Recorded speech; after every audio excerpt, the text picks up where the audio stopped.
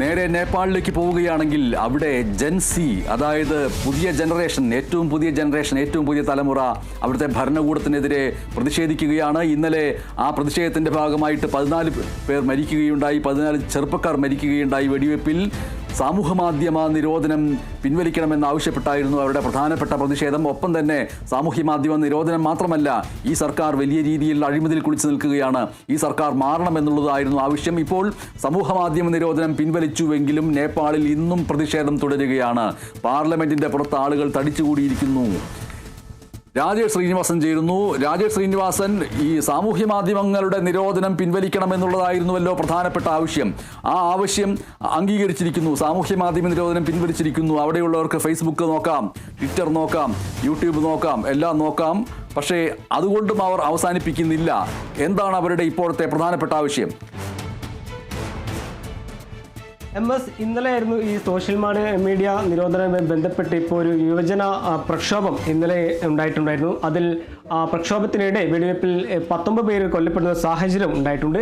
എന്നാൽ ഇന്നും ആ പ്രതിഷേധം തുടരുന്ന ഒരു സാഹചര്യമാണുള്ളത്. അത് പ്രധാനമായും ഇന്നലെ കൊല്ലപ്പെട്ട 19 പേര് കൊല്ലപ്പെട്ടിരുന്നു. അതിൻ്റെ ഉത്തരവാദി പ്രധാനമന്ത്രി KP ശർമ്മ ഒലിയാണെന്ന് ആരോപിച്ചാണ് നിലവിൽ ഇപ്പോൾ ഇന്നും ഈ യുവജന അല്ലെങ്കിൽ ബഹുജന പ്രക്ഷോഭം നടത്തുന്നത്. അതേസമയം തന്നെ ഈ രാഷ്ട്രീയക്കാർ ഈ ഒരു ഒത്തുകളിക്കുകയാണ്, അല്ലെങ്കിൽ ഈ ഭരണകൂടത്തിനെതിരെയുള്ള ഭരണവിരുദ്ധ വികാരവും ഈ ഇന്നത്തെ പ്രതിഷേധത്തിന് ഒരു കാരണമായിട്ടുണ്ട്. ഈ ഭരിക്കുന്നവരുടെ മക്കൾ ഈ അഴിമതി പണം ഉപയോഗിച്ചാണ് ജീവിക്കുന്നതും ഈ നെപ്പോക്കിട്ടാണ് എന്ന് ആരോപിച്ച് അല്ലെങ്കിൽ തുടങ്ങിയ ക്യാമ്പയിനും മുന്നോട്ട് വെച്ചാണ് ഇപ്പോൾ ഇന്നും ഒരു പ്രതിഷേധം നടക്കുന്നത്. എന്തായാലും ഇന്നലെ നടന്ന പ്രക്ഷോഭത്തിനിടെ വെടിവെപ്പിൽ 19 പേർ കൊല്ലപ്പെട്ടിരുന്നു. അതിൽ 5 പേരുടെ മൃതദേഹം നിലവിൽ ഇപ്പോൾ തിരിച്ചറിഞ്ഞിട്ടുണ്ട്.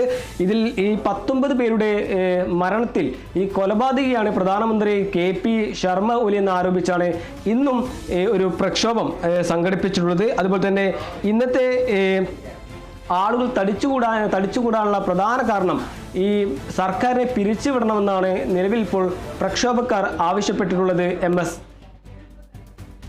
ശരി, നേപ്പാളിൽ ന്യൂ ജനറേഷൻ ചെറുപ്പക്കാരുടെ പ്രതിഷേധം തുടരുകയാണ്. ആ പ്രതിഷേധം എന്ന് പറയുന്നത് കേവലം സാമൂഹ്യ മാധ്യമ നിരോധനം പിൻവലിക്കൽ മാത്രമായിരുന്നില്ല. തീർച്ചയായിട്ടും സാമൂഹ്യ മാധ്യമ നിരോധനം അവരുടെ പ്രധാനപ്പെട്ട പ്രതിഷേധത്തിൻ്റെ കാരണമായിരുന്നു. സാമൂഹ്യ മാധ്യമങ്ങൾ പുനഃസ്ഥാപിക്കണമെന്നുള്ളത് അവരുടെ പ്രധാനപ്പെട്ട ആവശ്യമായിരുന്നു. കാരണം പതിനായിരക്കണക്കിന് ചെറുപ്പക്കാരുടെ വരുമാന മാർഗമാണ് നേപ്പാളിനെ സംബന്ധിച്ചിട്ട് ഈ പറയുന്ന സാമൂഹ്യ മാധ്യമങ്ങൾ.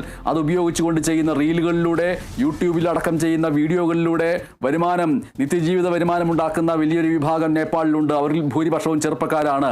അപ്പോൾ എന്തിന് മൊബൈൽ നോക്കിയിരിക്കുന്നു എന്നുള്ള ഒരു സങ്കല്പത്തിൽ നേപ്പാളിലെ വിവര സാങ്കേതിക മന്ത്രാലയം ഫേസ്ബുക്കിനോടും ഗൂഗിളിനോടും മെറ്റയോടുമൊക്കെ ഇതുമായി ബന്ധപ്പെട്ട ഒരു സർക്കാരുമായിട്ടുള്ള ഒരു കണ്ണിചേർക്കൽ വേണമെന്ന് ആവശ്യപ്പെടുകയുണ്ടായി. ആ കണ്ണിചേർക്കലിന് അമാന്തം കാണിച്ചു ഗൂഗിൾ അടക്കമുള്ളവ. അതിൻ്റെ പേരിലാണ് സാമൂഹ്യ മാധ്യമ നിരോധനം അവിടെ ഏർപ്പെടുത്തിയത്.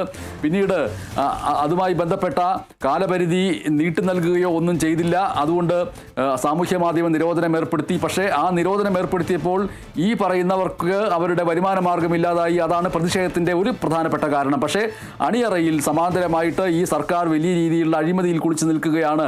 അതുമായി ബന്ധപ്പെട്ട് സർക്കാരിൽ നിന്ന് ഭരണമാറ്റം ഉണ്ടാവേണ്ടിയിരിക്കുന്നു എന്നുള്ള ആവശ്യത്തിലേക്ക് കൂടി അവരുടെ സമരം വ്യാപിച്ചിരിക്കുന്നു. ഈ സമരത്തിൽ കൊല്ലപ്പെട്ട വ്യക്തികൾക്കൊപ്പം തങ്ങൾ നിൽക്കുന്നുവെന്ന് അവർ സൂചിപ്പിക്കുകയും ചെയ്യുന്നു. സർക്കാരിനെ നീക്കം ചെയ്യണമെന്ന ആവശ്യവുമായിട്ട് അവർ മുന്നേറിക്കൊണ്ടിരിക്കുകയാണ്. നേപ്പാളിൽ കാഠ്മണ്ഡുവിൽ പാർലമെന്റിന് മുന്നിൽ ആ രീതിയിലുള്ള പ്രതിഷേധം തുടർന്നുകൊണ്ടേയിരിക്കുന്നു. രാജേഷ് ശ്രീനിവാസനാണ് വിവരങ്ങൾ നൽകിയത്.